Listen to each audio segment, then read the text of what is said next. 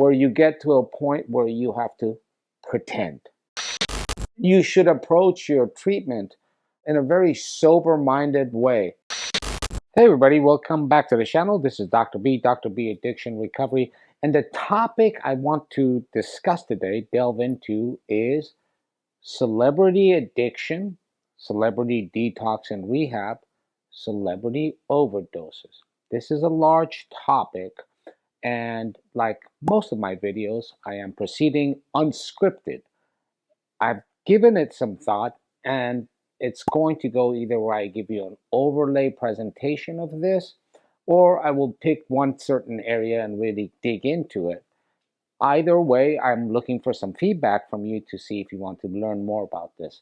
But let's go ahead and dive in. Celebrity overdoses. Oftentimes when I see or hear about a particular celebrity and their overdose, and I do a very brief precursory kind of look into what just happened, I'm always stunned and taken aback and shocked. How did this happen? This is a well-known individual. This is an individual with vast amounts of money and potentially resources. Why did they not get the right help? Two, what was everybody around this person thinking? Sometimes I realize that when I sort of delve a little bit more into this story, and there's so many red flags out there that I am just sort of taken aback by what happened.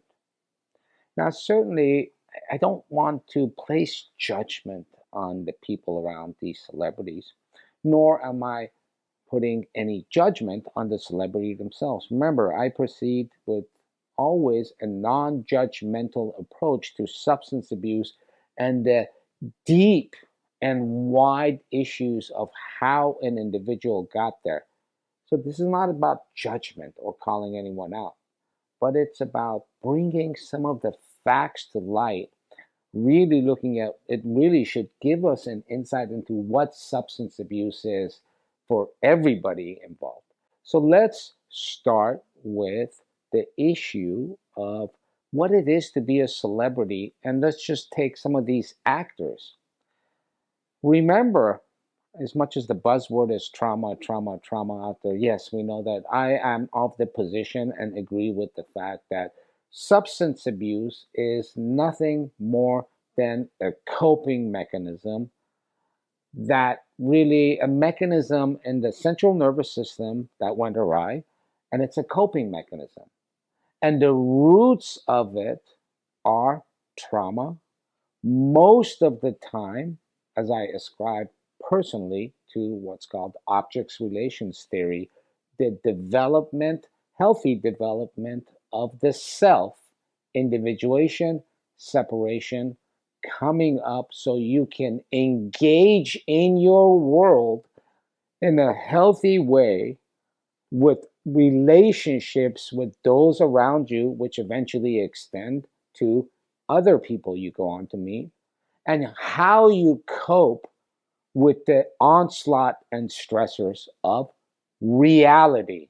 When that is not developed and formed correctly for various reasons or for a certain period of time in your later years, your response is going to be substance abuse. Now take the art, the craft of acting. Many of these celebrities that overdose are usually actors, but there's other kinds of performers. But let's just take that for an example. Acting. What really is acting? You are, in some senses, making your living at, I'm going to stretch on a limb and say this, depersonalization, in the crevices of depersonalization and derealization and fantasy, which all can be pathological processes for certain individuals. You are forcing yourself to engage in what can be a pathological, destructive process. And the better you are at it, the more you're engaging in that. And when you're in public limelight or have an incredible amount of money, that itself lends to pushing the envelope of a fantasy life, extremely disconnected from what is the most important thing in developing psychological and emotional health and longevity: relationships, object relations. So here you have a set of people that may or may not have already had so much trauma where they have issues coming up with anxiety, with personality formation, with healthy relationships, with trauma in their past. Now they're engaging in this fantasy world, which includes, once they get big enough, not only when they're on stage or behind the camera or in front of people performing, whatever the mechanism is, they're engaging in this for a living, which even blows things up to a point once they accumulate enough wealth and once they accumulate enough notoriety, which blows itself up to 24 hours a day, 7 days a week, where you get to a point where you have to pretend, engage in fantasies.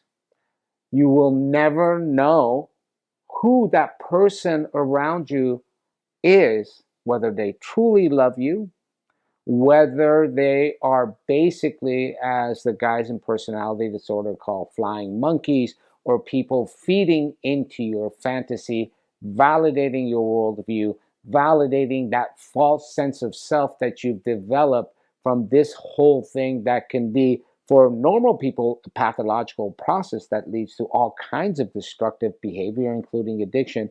Now, this is your life. So that's the person you're already dealing with. Now you take that, and I'm going to take a sidebar question and say, how much does good addiction treatment cost? And if I start with $5 for treatment and start increasing the amount, like all things in reality, all mathematical formulas apply to such matters, you're going to see that as the cost or as the price for treatment increases, $10, $20, $30, $40, $100, you're going to get better care. And then at a certain point, just on pure mathematics, you're going to get diminishing returns. So if I'm charging you $100,000 a month for treatment, more than likely, you're going to be getting diminishing returns on that treatment. What does that mean in this situation? That means the very team or person or the system that is supposed to be treating your addiction, which means first dealing with the medical issues in a sober-minded, sensible way, then attempting to make the person whole again with all the tools at your disposal, whatever that is. Now, at those prices, the person treating you is simply feeding into your fantasy. And more than likely, you as a celebrity might be demanding that, depending where you are in your relationship to yourself and knowing who's around you and what to expect. And so you can see it's not that if you spend more money, you're going to get better treatment. After a certain point, there's a diminishing return, and you're just kind of going through the motion. And it almost becomes like a Gucci purse where I went to this treatment center or that doctor treated me. So I did a very brief look, and there's something like 300 celebrity deaths since the overdose deaths since the 70s. And that number doesn't tell you much. But nevertheless, there seems to be, from just looking at it on the outside, a lot of celebrities that are actually plagued with substance abuse and addiction, and they've all been through multiple rounds of treatment. So if you're wondering what doesn't work, one of the possible explanations could be that They've passed that point of cost that is effective and have gone into what's called diminishing return. And the very treatment they're getting is probably feeding into their grandiose and false sense of self and the fantasy world they live in, which is the very reason they abuse drugs and alcohol. And my recommendation for any celebrity, number one, I know it's hard, but you got to find somebody that really understands both the pharmacology, both the medications, but the psychosocial, psychological aspects of addiction. That's number one. Number two, you should approach your treatment in a very sober-minded way as an individual human being and not as a celebrity.